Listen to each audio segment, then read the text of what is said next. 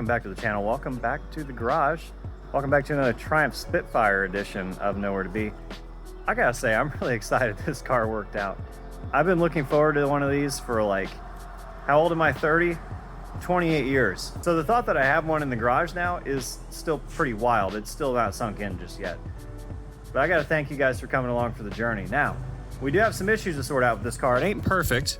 It is over here. I apologize for the lighting in here. If we turn the lights on, we get a million bugs and birds apparently coming in the warehouse. Go, be in nature, go! But here's the condition of things. Sorry for the picture quality, but as you can see, there's a lot of wetness going on in here. The frame is pretty wet down there. That boot is wet for the steering.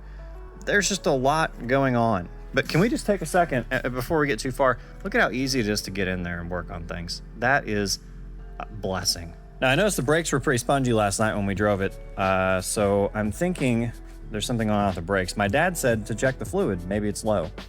Well, I gotta say, Dad, when you're right, you're right. Not only is that filthy fluid, but it is low. There's the danger line right at the top. There's the max line at the top right, and it's way down here. The fluid itself isn't all that bad. There's some sediments in there, but I think my real question is, where the heck all that fluid went? Is this it right here? I don't really see anything leaking directly from the master cylinder. I know there's been fluid around here, but it could have just easily been the old clutch master because that's not original. It's not new, but it's not original. Huh. Guess we'll start looking at brake lines and stuff. The brake soft lines look a little bit newer than the car. There's a little bit of fluid, but that could just come from, you know, putting the things on. Here we are on the right side. It looks like some evidence of brake fluid leakage onto the spring. But again, we've got a newer line. The line's got a little fluid on it, but again, that could come from changing things. So I'm not seeing anything in here that really concerns me with that.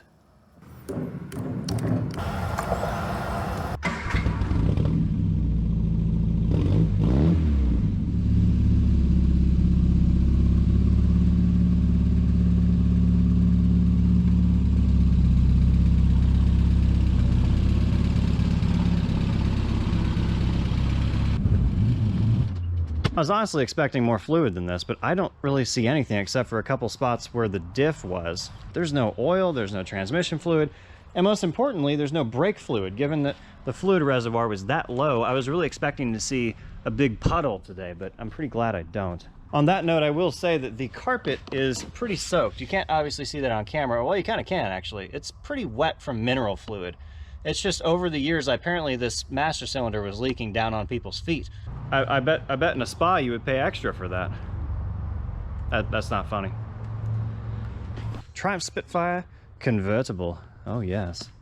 Top down, chrome spinning, as they say in rap. That looks like a proper Spitfire. I think we need to give it a bath because a lot of what you're seeing here is actually dust. If you look, if I can get the lighting right, it actually changes color if I put my finger across it. I think this paint's kind of gonna pop. Obviously it's faded, and I think I like that at this point in my life. So I think without further ado, me and the Spitfire are gonna hit the road.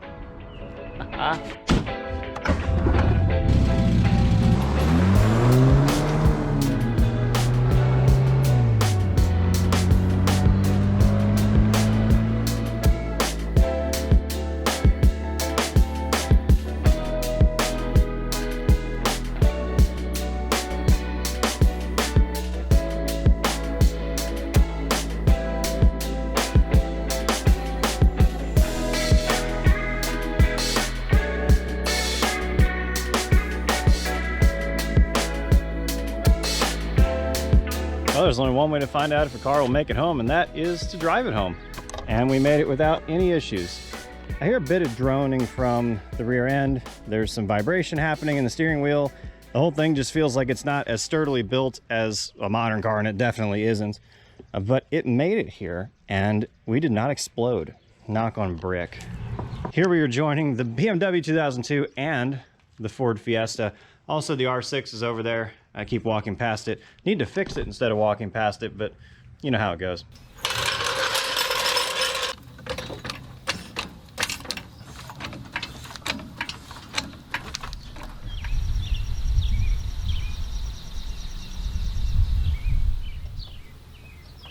Barely anything.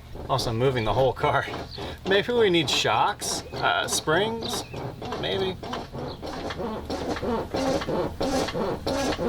And the front right, which for some odd reason seems to be hanging lower than the left.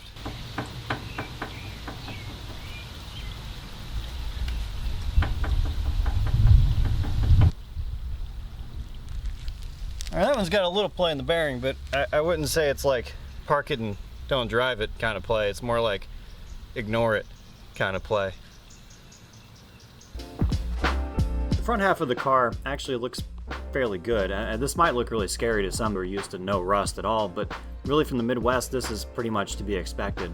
You can see there all the tie rods, ball joints, all the bushings are totally shot, which is to be expected because they're probably the originals. In fact, when I touch the tie rod here, you can see dust come off of it. That's how old these are and how long they've been sitting. Instead of lower ball joints, this car has what's called a trunnion. It's a brass piece that you fill with oil or grease, and it acts as sort of a ball joint. As long as there's not a lot of play there and it's not all leaking out, then you're usually good to go. The left one is a little wet, so we'll keep an eye on that. Looking at the rest of it, the motor mounts look pretty good. The radiator looks to be original, which is fine if it still works. And the good news about everything that has rust on it is that it can all be taken off, powder coated, painted, and replaced if you want to.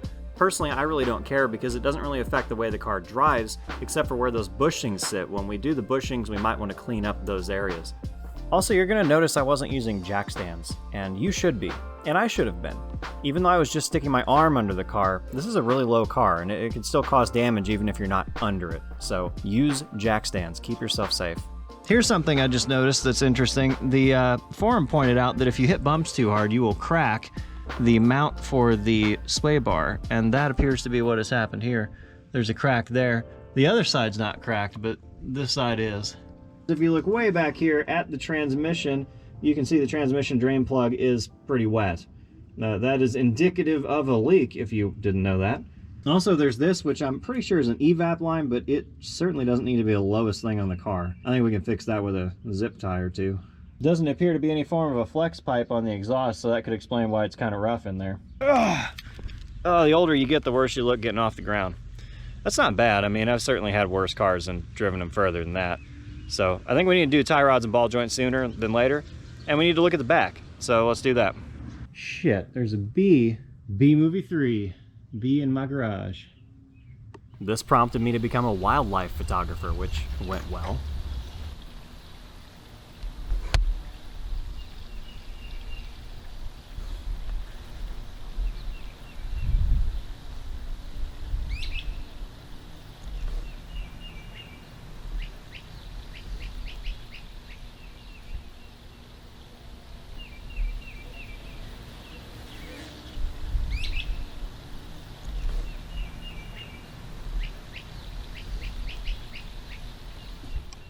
All right, under the back here, starting with rust. It probably gives some Californian viewers a heart attack, but really it's not that bad. Especially considering this thing sat in a field for a while. The floor of the trunk still has paint on it. Hell, it's still got the protective coating on it, so that's doing really well. The exhaust hanger is still made out of rubber and not air, although it's sort of made out of rust as well. The exhaust itself looks like somebody just welded on some kind of aftermarket brandless tip sort of back in the day. There's not much else shiny down here, so I think it's just the tip. I just noticed a hole about the size of my finger on the tie-down strap here. Oh well, it's not all that structural, is it?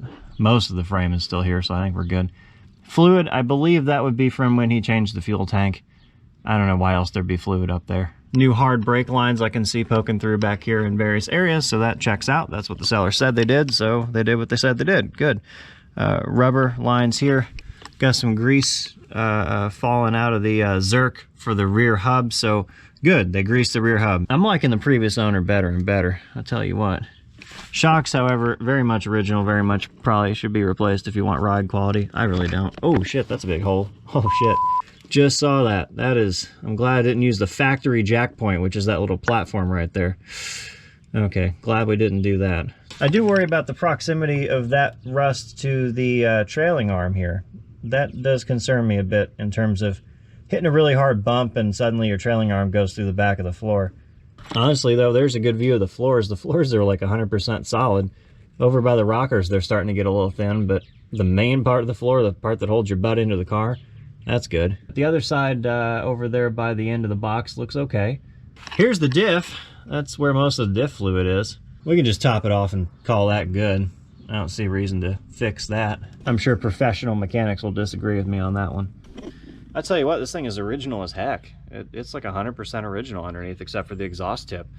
And I guess it's 100% original except for the roll bar and the seats and the exhaust tip. So I think that's pretty cool. Oh, there's been a clutch slave cylinder. I mean, maintenance stuff. You know, if you ever watch Jay Leno's channel, you know that, like, I agree with him in the sense that doing brakes and stuff like that, upgrading, is not taking away from the originality. It's more adding to the drivability. So I'll give all this some thought. I think we do need to do the tie rods, the ball joints, that kind of thing, like immediately. It's weird, the front suspension hasn't settled yet, and it's almost like level now. Like the front and back being that high off, that looks, you know what, should we, that gave me a really dastardly idea. Should we do an overland adventure Spitfire? I can't believe I just said that.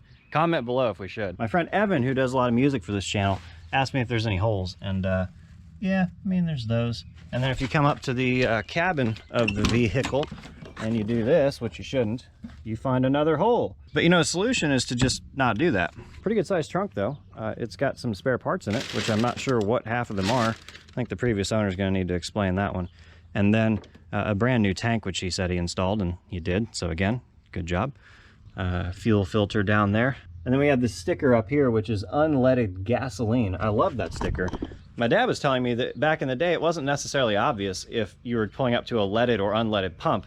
So for a brief period, they even changed the nozzle size between leaded and unleaded, and they put these stickers everywhere just to make sure everybody knew, do not get unleaded fuel in a leaded car, do not put leaded fuel in an unleaded car.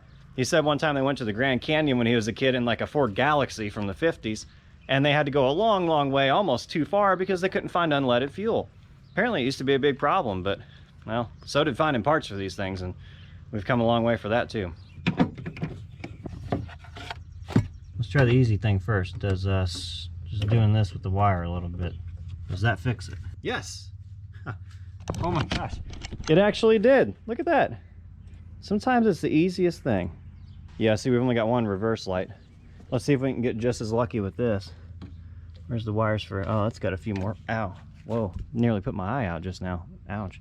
Well, I tried it on that side and now none of them work. So I guess you win some, you lose some.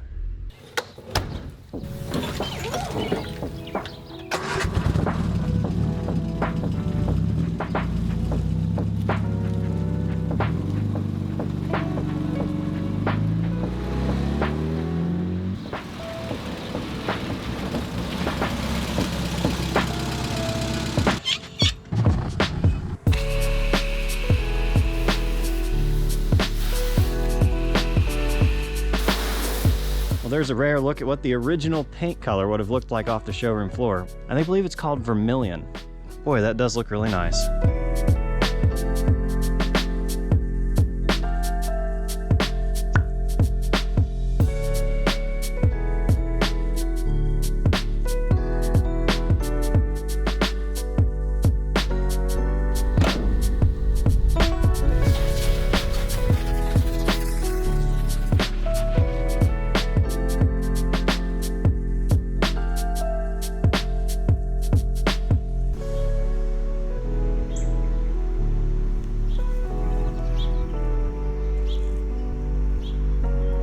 Well, there you go, 1978 Triumph Spitfire, all nice and shiny clean. You know, somebody else needs a bath too, but that's gonna be for another day. I gotta say, the previous owner, his wife was telling me, I don't know why he's getting rid of this, and I really can't believe he's getting rid of this. He loved it, it was his baby, and I gotta tell you, I'm starting to see why. This thing is, it's just the right amount of patina. It is an absolutely gorgeous example in my eyes. You might say otherwise. You might think it's ugly and think I should paint it, but there are plenty of channels where people paint stuff. And I think it's nice to keep them original. And again, like I said in the last video, the fact that it's an original Missouri car, as far as I can tell, it's even got my number on it. This was just meant to be in just so many ways. I did clean the interior up a little bit, but to be honest, it was just dusting for the most part. It's actually in really good shape in my eyes. Dash has seen some better days, but I mean, what dash hasn't after all these years? It's got the map light, which I believe is one of the only options you could get on this car. There's the SCCA placard. And the door cards are perfect, except for like right up there in the corner. These seats are out of a TR7, the forums, I found some posts from people saying you couldn't do this. Well, my car disagrees. These are in here. They don't fit perfectly with the roll bar, but oh well. The seats, besides needing cleaned up a little bit, are pretty good. There is one last thing that I did discover. That fluid right there is brake fluid. There's brake fluid actually dripping down the back of the pedal. We're going to need a new brake master cylinder. But if that's one of the only major things we need to do on this car to get it running, driving, and dependable and able to go out and have some fun, I think we're doing pretty good. Whatever that fluid is dripping off of the boot cover here, it's hydrophobic. What kind of mystery fluid was on the boot cover that Justin handled? But anyway, I think that's going to be all for me today. The boot cover is dripping dry. I think I'm going to drive this home before it rains. If you like what you're seeing, you want to see more of the other cars that haven't moved this whole time, please feel free to like, subscribe, comment, all that good stuff. I will see you guys next time. I'm going to go drive my Spitfire.